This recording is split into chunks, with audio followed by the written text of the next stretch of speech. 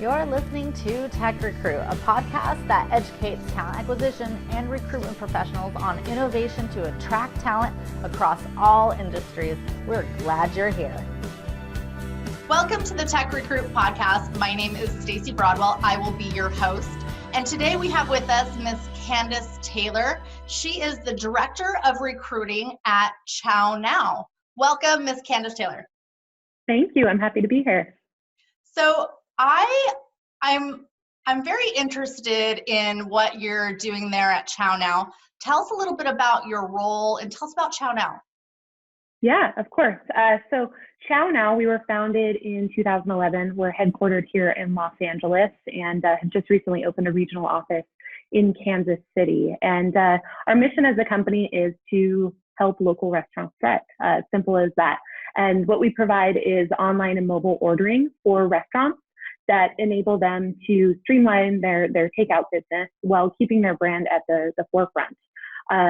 We also offer branded marketing. We make it really easy for consumers to order via Facebook. We've recently integrated with Google as well, and provide a branded mobile app to restaurants so that users can order directly from the restaurant and power that on the back end.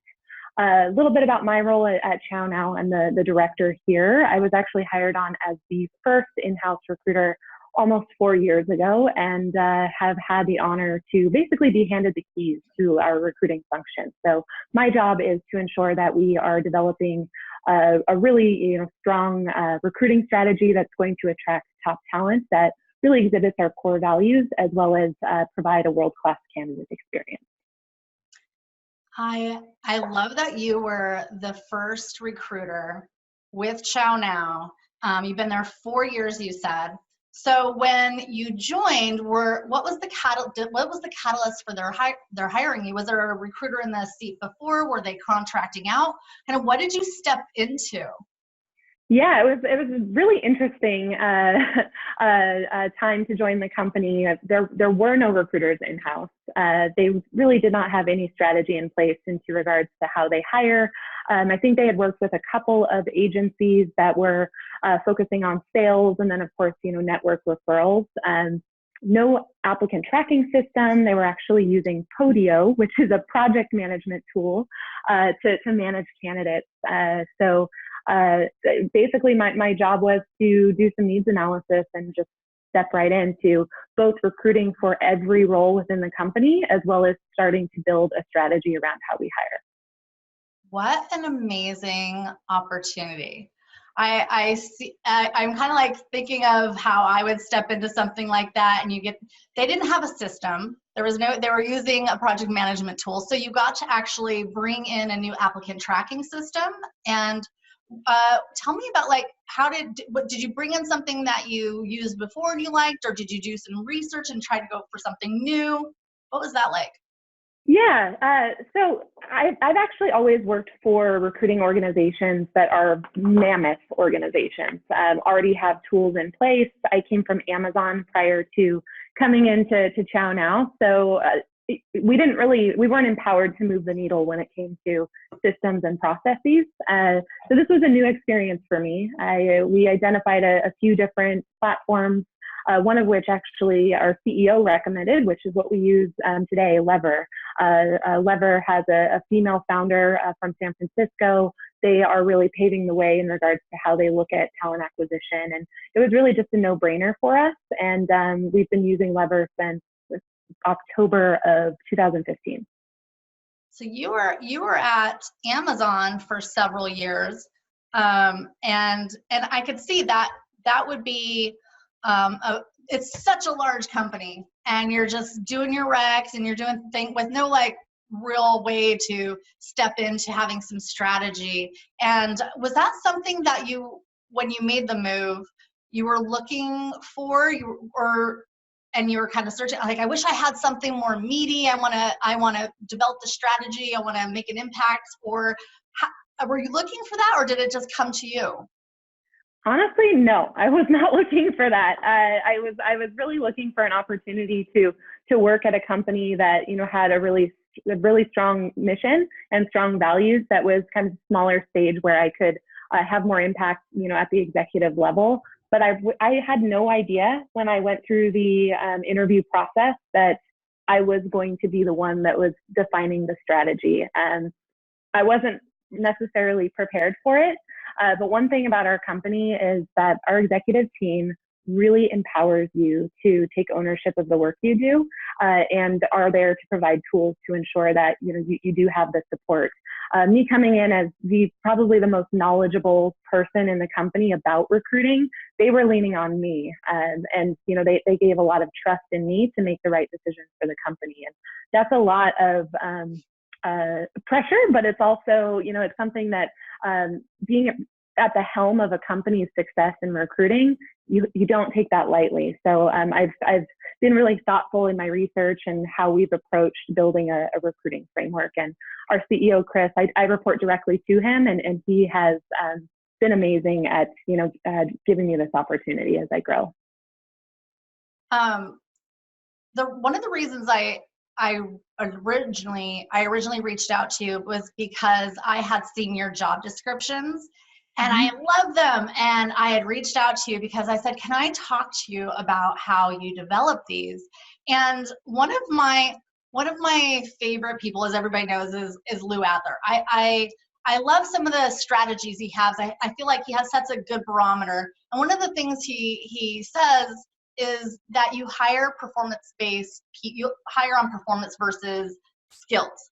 And this opportunity that I feel you were presented with was one to really stretch your and have new opportunities and do something more. And they entrusted you to do that. It's not something you did before, if I'm hearing correctly, and you got this opportunity. So that had to have been, I think it's really cool that they entrusted that to you and that you accepted it. It must have been a little nervous, or were you excited initially? Yeah, I was definitely excited. We recently actually just did a women's empowerment summit here at ChowNow, where anyone who identifies, as any gender was invited. It was sponsored by ChowNow. And one of the things that we talked about was imposter syndrome, which is something that we've all experienced, not just women. And that was a reality, right? You're given an opportunity. It's something that it's the unknown. And, I definitely felt I'm not equipped to do this, or, I can't believe they're trusting me to do this. But if you look at almost our entire leadership in the organization, we're all growing together. This is something that none of us have done historically, and we're leaning on each other. And we have a lot of support within the organization. And we have something called Directors Discuss here, that is a monthly meeting where all the directors get together just to share any sort of bottlenecks we're experiencing, challenges, or even if we feel like we have something that's important that we need to take to the executive table. We're all kind of arms together making that happen. And that's how we were able to incorporate our core values as a company. It was a conversation that stemmed from our directors meeting, and the executive team were completely bought in and trusted us. So we're all growing together, and we have a really low attrition at our companies. And I think a large part of that is because our executive team trusts us. I love how you identified this feeling I was sort of having, this imposter syndrome, right? Like, were you nervous? Were you excited? This is a new role. And why have that? You should be excited, this new challenge, right? And so Absolutely.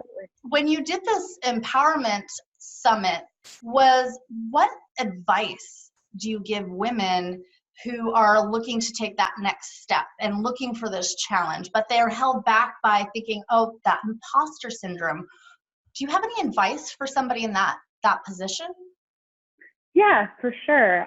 One thing I think that's really important, especially when you're in a startup environment where, maybe you don't have others around you that can really teach you or help you understand, what should I do in this situation, is find a mentor. It doesn't need to be somebody that's in the company. Find a mentor that's, outside of the organization that you can look to for guidance.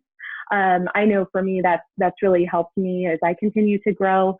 I also think that we tend to put a lot of pressure on ourselves in the work that we do and focus more on what I'm not doing right when there's so much that you are doing right. So another piece of advice I would have is just write down things that you do that make an impact. For me, I have a folder in my inbox that's just specific to compliments. And if I'm having a bad day, I'll go and I'll look in that folder. And I have dozens of emails from people that have joined our company that thanked me for giving them that opportunity. And that's something that in recruiting, like, we are changing lives, and it's a really big role to be in. So that's my piece of advice, is just go back to those, those compliments that you've received, and it will really pick you up. Those are great tips. So find a mentor and focus on the positive. Have a set of compliments that you can readily get to in the time of crisis rather than a piece of pie or something, right? Exactly. Those are all really good tips. And I love that the company embraces that. So I want to get to that a little bit, but first I want to back up just a moment and ask you, how did you get into recruiting? Was this something that you planned to always want to do? You study human resources, or what was your career path like? Yeah, it's interesting. I feel like I have never met anyone, at least at my age level and above, that has said, I want to be a recruiter one day. I think it's becoming a more crucial role that people I talk to when I'm hiring for my team, they are like, yes, I knew I wanted to be a recruiter. But for me, it really wasn't as scoped out as it is today. I grew up in the Pacific Northwest. I was kind of a art and music hipster, but always wanted to be an artist. Surrounding myself with, music. I was very into the Riot Girl music scene, and studied art, installation art in college, and never expected I was going to be in any type of HR recruiting role. My mom was a single mom who really, was kind of tasked to take care of 3 daughters, and she was in HR. And something about my mom is that she just really instilled this like high professionalism and work ethic in each of us that I didn't really realize I had until I entered the professional space. And I've always kind of just climbed a ladder naturally, not necessarily wanting to. And I think it's really just my professionalism, the way that I speak to others. I sort of got, I don't want to say pigeonholed, but sort of pigeonholed into recruiting. I was working for a staffing agency on the HR side, and I was tapped on the shoulder by the VP in that office asking me to please try recruiting. And that's how I started. I started in the agency space and really loved kind of the puzzle and the research that went into identifying talent for opportunities where in the agency space, you really don't have any insight into the role. You get that one intake meeting and then you're off to the races. So I realized fairly quickly that I wanted to be in the corporate space where I could actually see the impact of the hires that I'm making, because that's the most rewarding thing to me. And I'm here today. I love the work that I do, and I'm still able to flex the music and the art, creative piece. But this is where I'm meant to be right now. Okay, you skipped some parts. You're at an agency, and where'd you go from there? To Amazon? Yeah, I went to Amazon. Okay, so tell me about that.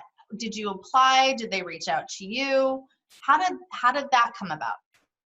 Yeah, so I was living in Portland, Oregon, and decided that I was going to move closer to family to Seattle. And I was lucky enough that they transferred me to the regional office in Seattle, and I was recruiting for the Bill and Melinda Gates Foundation through the company I was working for. And I got tapped on the shoulder, funny enough, by an agency to join Amazon. And you don't say no to Amazon when they call. So I took the conversation and met with the team, and it was a really great opportunity to enter into the corporate world. So I've heard from other internal recruiters that the amount of training is like months. It's a lot to consume. I don't know if that's changed or if it's always been that way. Was that the case for you? Not necessarily. They did have, a pretty robust onboarding, and the way that they designed their training, it was pretty cool because it allowed you to opt in to training. So you could sign up for different training modules kind of on your own time, because we all have hiring goals that we need to make, and it's quick, fast paced. So that enabled, us to really flex our time and make sure that we were hitting our hiring goals while still getting that learning and development. Did they separate it, like you had a sourcer supporting you and then you were doing recruitment, or did you do full desk? I was doing just sourcing when I was within the organization. I didn't do full desk. It was designed where you had sourcers, you had coordinators, and then you had the client lead. And the client lead was really kind of taking the candidate from like once they get to the pre-on-site, and then getting them over the finish line to offer. And I left before I even entered that space, and I stepped right into it at ChowNow. So 3 separate roles, the sourcer, the recruiter, and then the client lead. It's just interesting. Yeah, it was sourcer, client lead, and recruiting coordinator. And coordinator. Yep. It's just interesting because I've kind of been in this space where, like, just looking at different ways that companies set up their recruitment processes. As you know, I mean, that's what I'm doing. That's what we're talking about. Right. But I find it really interesting when you hit that mark of, okay, we're going to separate the full desk recruitment and split it into 2, and just the dynamic of working in that environment and that team together with the sourcer and recruiter, and then just the sourcing in general, just the research. It's just an amazing. I don't know if you're familiar with Dean DaCosta, who's going to be speaking. He spoke at our last conference, and he's going to be speaking at the one you'll be speaking at. And his sourcing tools, because he just does sourcing, blew me away to just the sourcing role itself. Oh yeah, there's definitely a science to it. I've met sourcers that can find a needle in a haystack, and it's amazing. Sorry, my dog.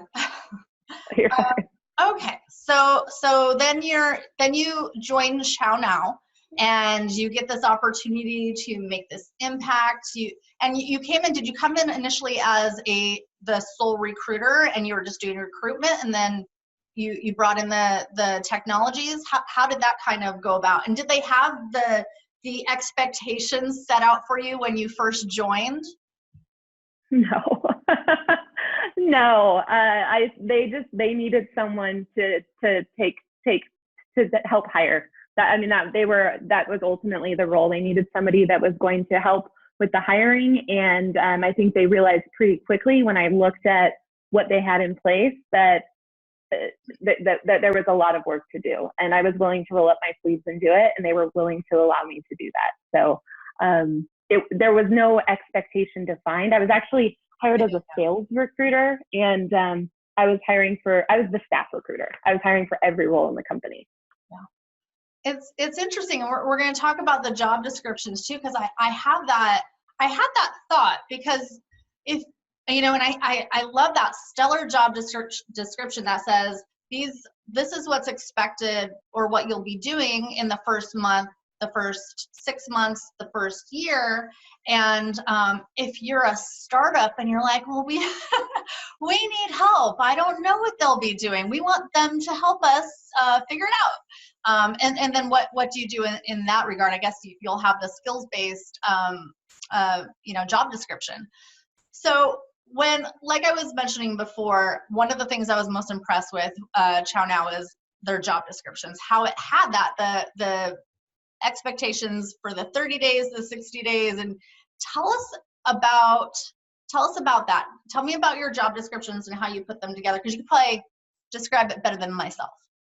Yeah, for sure. And I'll just give a little bit more insight into our team when we made the decision to implement these job profiles. It was a really lean team. As mentioned, it was just myself in recruiting, and then we brought on a head of people, Mike Ganino, He was a restaurant consultant for us, and he does a lot of public speaking coaching. He joined the people and culture team, and it was just the two of us, basically, making decisions about everything when it comes to culture, talent acquisition. And we realized we weren't really getting the right candidates that were coming into the top of the funnel. We had sort of basic job descriptions, generic laundry list of requirements. Probably many of those requirements weren't actually requirements. They were more,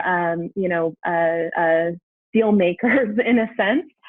So we strategized, how can we make these more impactful, and how can we really focus on getting talent that is going to exhibit, our core values to really keep reaching and to raise the bar within the organization. And ultimately, we decided that we wanted to revamp our job profiles to really focus on impact and focus on learning and development, and also drive how we approach our training, how we approach performance reviews, so we can actually set an expectation of this is the impact you're going to make. And we split it into 30, 60, 90, and 12 months. And for me personally, I know that when I'm doing performance reviews or one-on-ones, I can go directly back to that job profile and I can check to see, okay, are they making this impact? If not, am I not providing the training that I should be training? And that's really had a positive impact on how we drive performance conversations.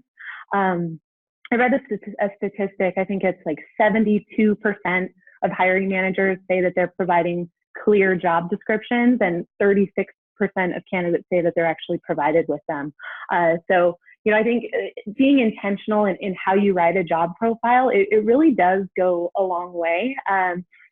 My team, when they jump on those recruiter screens, more often than not, candidates are calling out our job descriptions and telling us that that's what made them click apply. It's a candidate's market, so we have to do everything we can to stand out and make sure that we're attracting talent that's going to thrive. And the job description, that is basically marketing the job, and that's where we started. You guys did a really good job of that. And I've never heard that tie-in where you discuss, you have it's the performance review. So when you're actually writing out that job profile, you have that long-term vision in mind that we're going to have these performance reviews and we're going to refer back to the job, which makes sense. I mean, as we're talking about it, it just sounds like, oh, well, duh. However, right. I feel that when you join a company, oftentimes you can look at the job description and it doesn't really say, okay, we're going to be talking about this later, and being held to that. So I love that.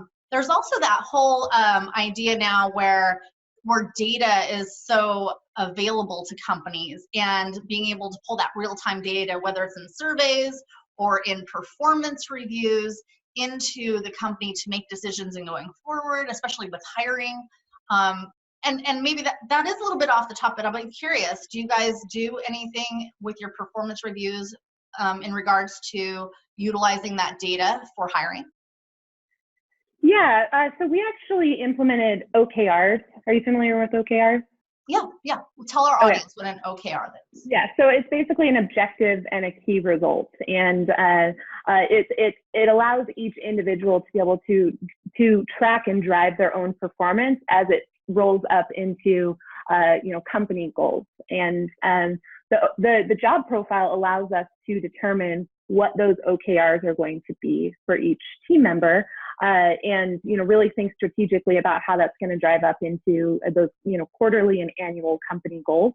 We use a platform that helps us kind of track progress and empower our team members to actually write their own OKRs, whether they're career development, or they're specific to moving the needle in a process or an efficiency, in addition to the OKRs that we set for them. And they can track those along the way, and that helps us drive conversations in our one-on-ones as well, to make sure that we are continuing to focus and move the needle, so that we can see our own personal impact as it relates to the company mission and goals. You mentioned a tool. Is it Lever, or is it a different tool that you use? Yeah, so it's an employee engagement tool that allows us to You cut out 1 second. What was it called? 15.5. Yes, and 15.5, it's an employee engagement tool that allows you to write performance reviews, allows team members to submit what is called a 15.5 every 2 weeks, so that managers can kind of just check in on not only progress, but just how they're feeling in general, right? If somebody's feeling a 5 out of a 10, that's alarming, and we need to get in front of it pretty quickly. And we're moving so quickly as a startup, like just having those, that a formal way to check in is really helpful, especially for me because I'm a remote manager and I'm not always there to see how someone's just feeling, on the day to day. It also has a way where you can give high fives. Sounds kind of cheesy, but it's like a social board where everyone can see, when somebody's recognizing an individual within the company. And, when your head's down and you get a 15 or a high five from someone that's not even on your team, it definitely, kind of helps you understand the impact you're making. And we're a very collaborative company. So that's pretty normal in our organization to get recognized by people outside of your kind of specific team. I'm curious, how often do you state, is it daily when you give what your mood is? When you sign on, you're like, I'm a 4 today out of 5. No, but that would be interesting. This is a moody girl. Right? No, that would definitely be interesting. I'm not sure that would be hard to manage the emotions of five different people on my team. But no, it's just bi-weekly. Do you guys use any other assessment tools for personality with your team, since we're talking about managing people and their moods? We don't. One thing that I learned, we recently did a manager training for all managers, directors, executives, and we talked about a social contract, and that's something that I've just recently implemented for new members of the team. And a social contract, just right off the bat with somebody that's entering the organization, getting an understanding of how do you best learn. How do you best, get feedback or give feedback? How do you like to be communicated with, on the day-to-day when it comes to tasks? Because we're all different, and I've found that what works for one member of my team does not work for someone else. So just having that transparency early on and having that social contract allows us to, work together, in the more optimized way. I'm thinking of, are you married? No. I'm thinking of this book. It's called The 5 Love Languages, and it is, I don't know if you've heard of it. And I've read it. Oh, okay. So you know what I'm talking about. And, do you like to be given gifts? Do you like compliments? And then you take a test and you give one to your husband and you take one. And then you know how to communicate better with each other. Is it somewhat similar? Yeah.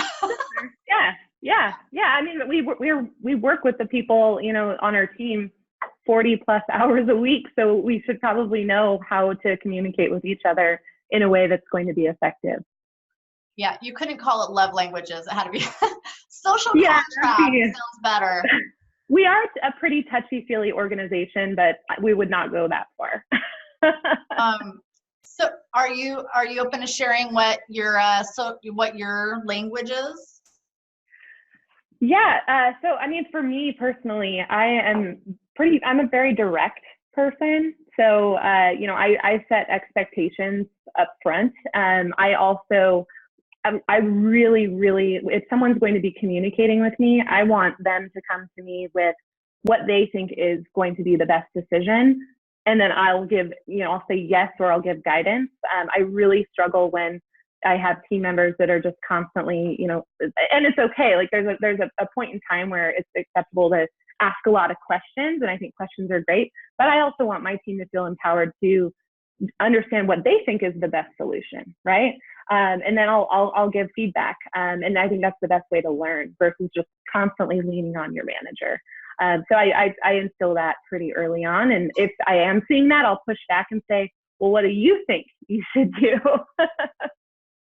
That's it's really an interesting topic because the managing people is so hard, as you know, Candice. And you came in as a sole recruiter, and then suddenly you're a manager. And you know, not everybody knows how to manage, and it's great that you guys had that manager training because it just shows your company is investing in your development, your growth.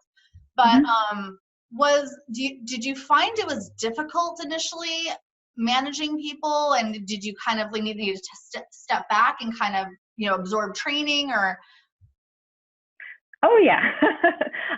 Yeah, I mean, honestly, I've always been the one that's been driving all of the recruiting efforts for the company. So when I brought on our first hire, you know, I was like very hands-on with him, and you know, he was brought on as a junior sourcer, and it was hard. It was hard to kind of let go of the work that you're doing, and there was a learning curve for me for that, to really trust my team and empower them to make decisions. And I'm still growing in that aspect, and I have areas for development for myself.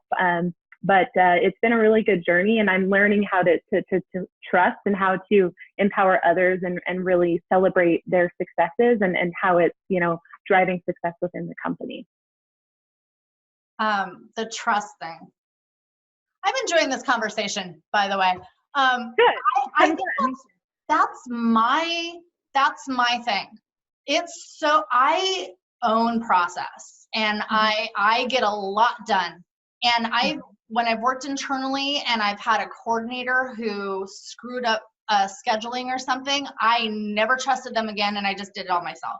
And that was just me, because I knew, because I take ownership of something if it goes wrong. I don't blame people. I say, well, I brought them into the project, you know, it's my fault for doing that. It's my fault for trusting them. That's what I always think. And so it's hard for me to trust and let go of process. So I'm kind of happy to hear that I'm not the only one who struggles with that, and that there's hope. There's hope for people who don't trust. Yeah, there is hope. There absolutely is.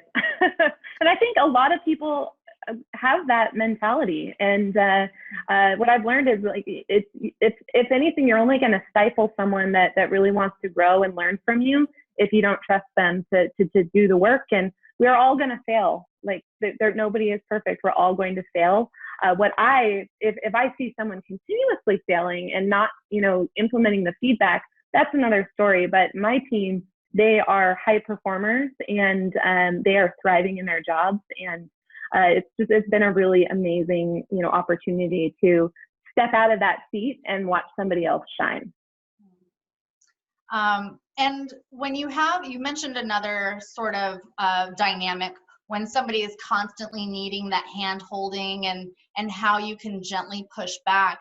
And there's this fine line between, you know, being not nice to somebody or upsetting or hurting their feelings, and you don't want to do that. But at the same time, I have a workload, and we hired you to do this. You got your training now. Like, I can trust you to make these decisions, and I trust that you'll make the right one. And you said that you have a gentle way of, or you have a way of doing that. Yeah, for sure.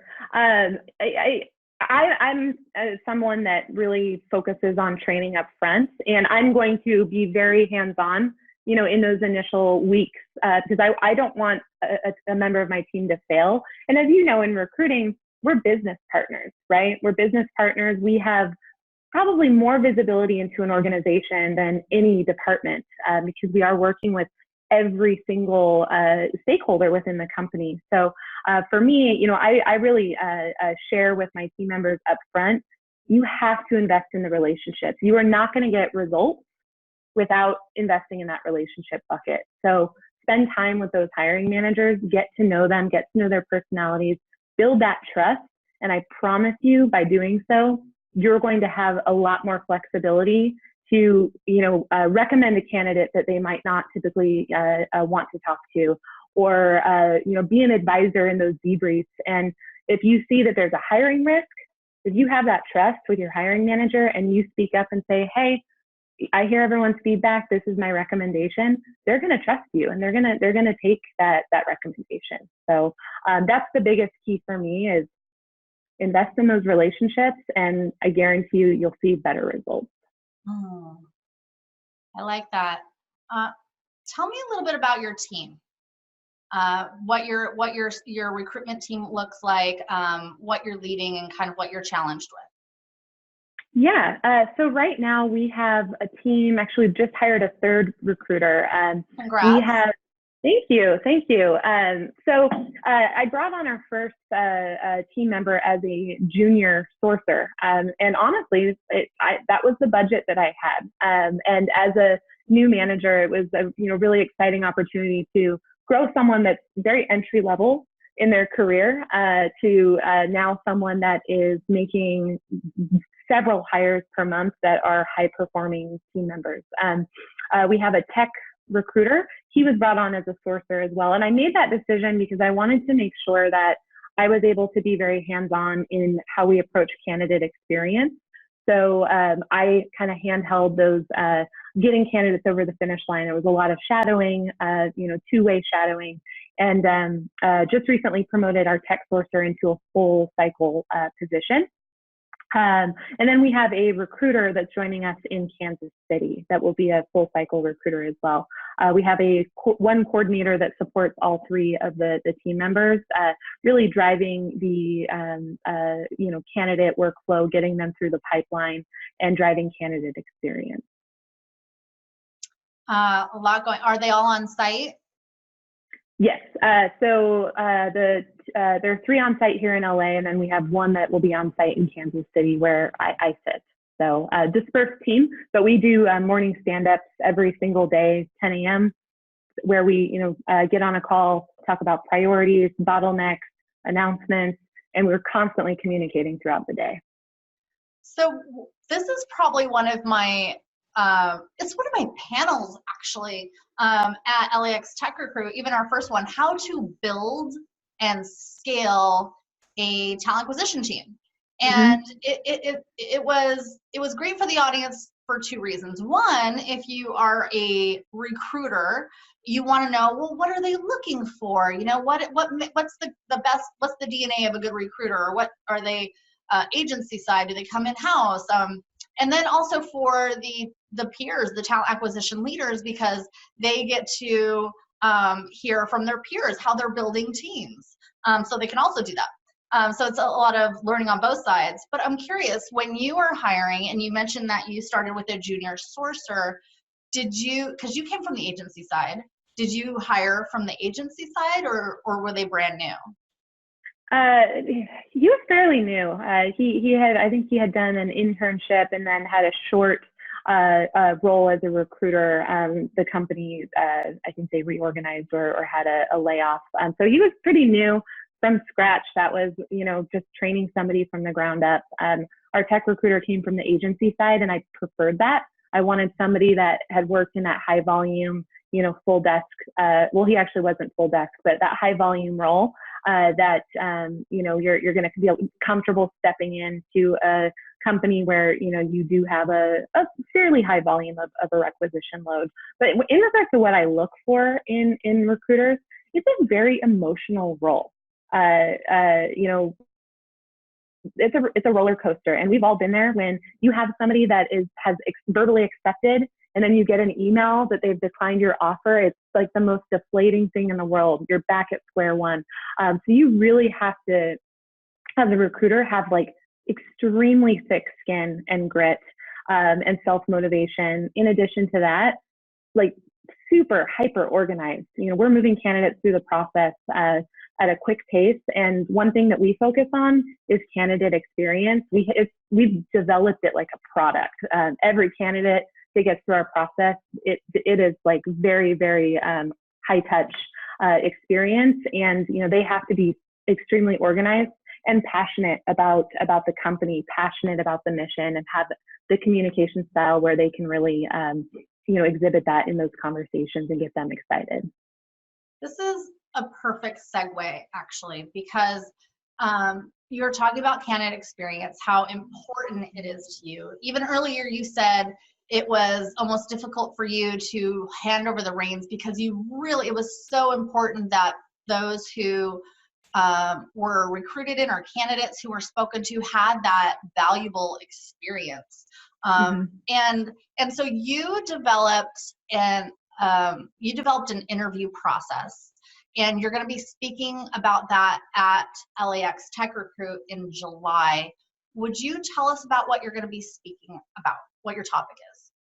Yeah, absolutely. So my topic is hiring with a purpose, optimizing the interview process. And this topic is really going to be focused on sharing some strategies for creating an intentional and effective interview process that really focuses on values and competencies. So whether you are, a startup with zero recruiting framework, or you're a large company with a structure in place, really, hopefully you should receive a takeaway that you can incorporate into your team's practices. We have it down to a science, and we definitely have some areas for opportunity in our process, but it really does tie in looking at the entire requisition all the way to offer accept, and then even taking a step further to having like a world-class onboarding experience. That's something that we do really well as an organization, and I'm excited to share a bit about how it's positively impacted our company. That's going to be a fantastic presentation. Thank you so much for sharing. I know when I was in the agency side, recruiters didn't like to share what their process was, or network with each other, and so the community that we're building here is just so opposite of that, and it's just open, and it's like, these are our process, this is what we're doing that's successful, and it's really exciting to see that the vibe is just so good there. When we first spoke, you mentioned a book that kind of was this undercurrent. Do you want to share what that was? Yeah, and it's funny.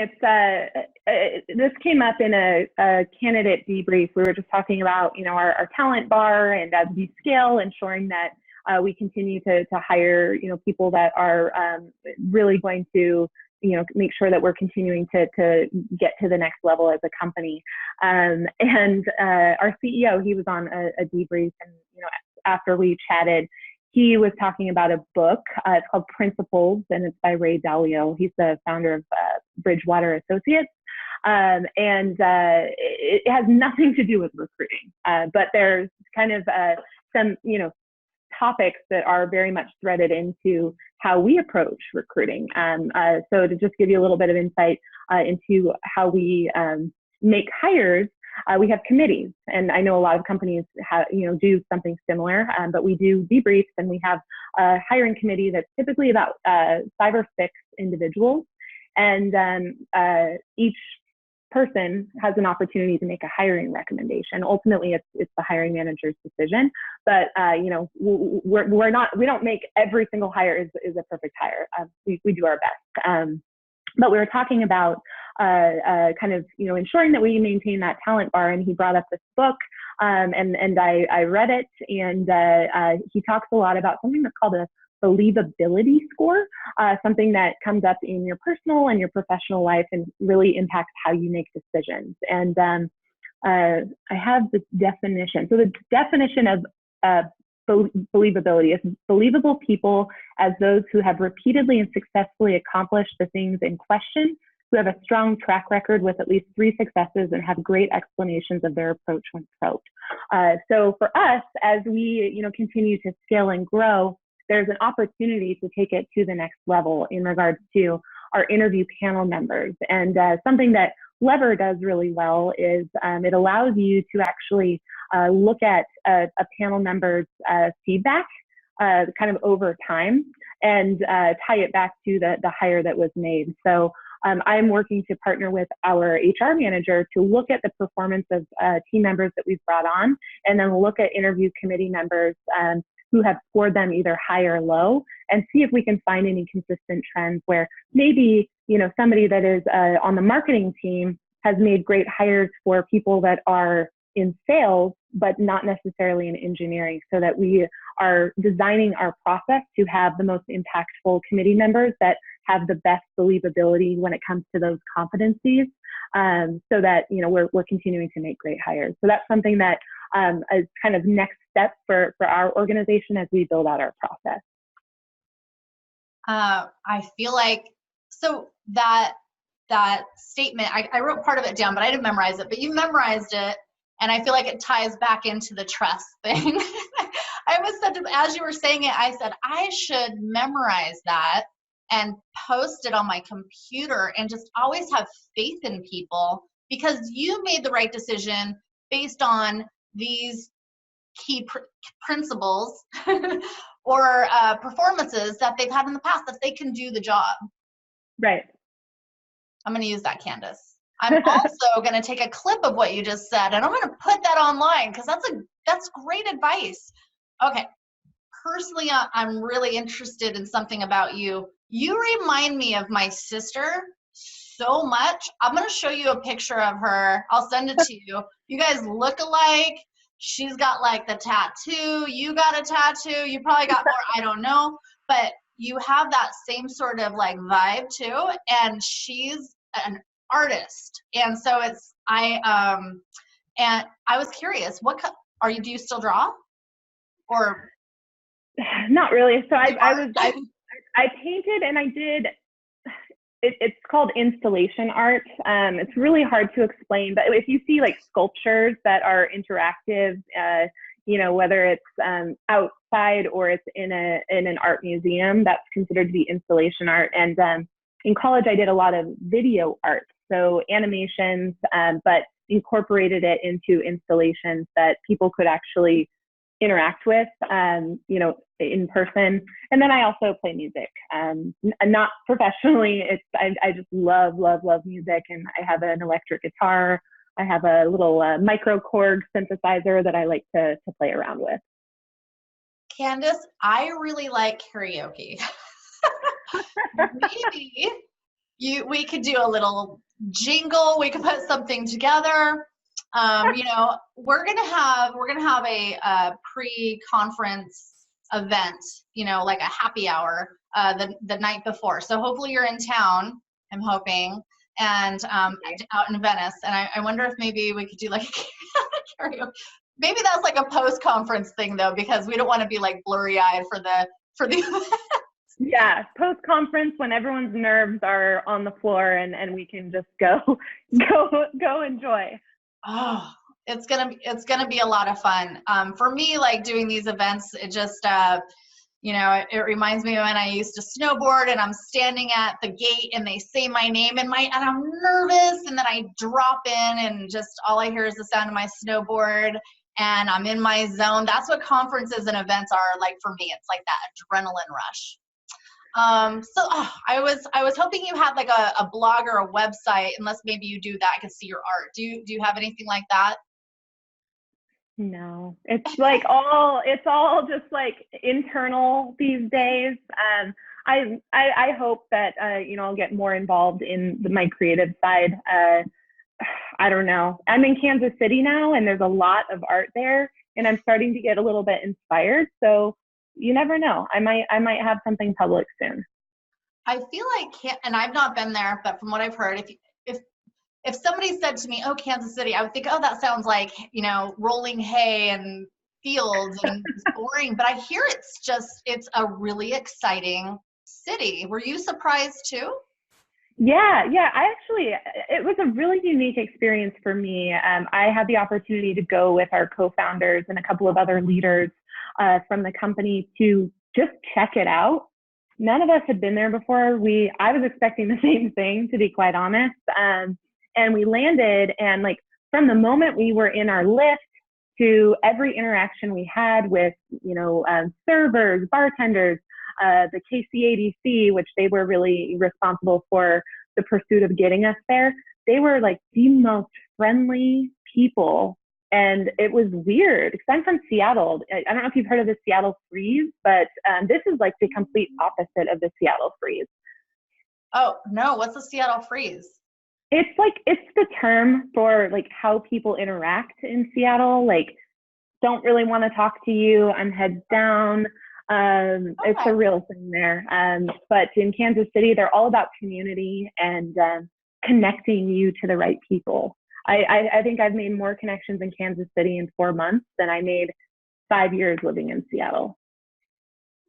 But you come from that riot girl, art hipster, so it almost feels like Seattle would be perfect for you. My sister also lived in Seattle, and it was perfect for her, but because she's like that art hipster, you know. And but you're liking Kansas. You're liking that vibe. I'm liking it right now. It's good right now. I went to school in San Diego, and then I moved to San Francisco, and it was night and day. It was living at the beach, and everybody's laid back and really friendly. And then in San Francisco, everybody was just kind of serious and wore black. And I was like, and then I came to Los Angeles, and it was just like, you know, Goldilocks and the Three Bears. It was just right. It was perfect. I'm loving her. Okay. Candice, thank you so much for sharing and being on our show. I had reached out, I think, to one of your, I think it was your tech recruiter actually, and I was like, can you introduce me to your head of recruiting? And so I finally got the introduction there. So thank you for making time. Thank you also for being part of the LAX TechRecruit conference. If our listeners want to reach out to you or get hold of you, should they, how could they do that? Yeah, find me on LinkedIn. I think it's /Candice J. Taylor. That's probably the best way. I'm always happy to connect and make time for other talent acquisition professionals. So feel free to reach out. All right. You have yourself a wonderful day, and we'll talk soon. Thank you, Stacy. It was a pleasure. All right. Bye. Bye.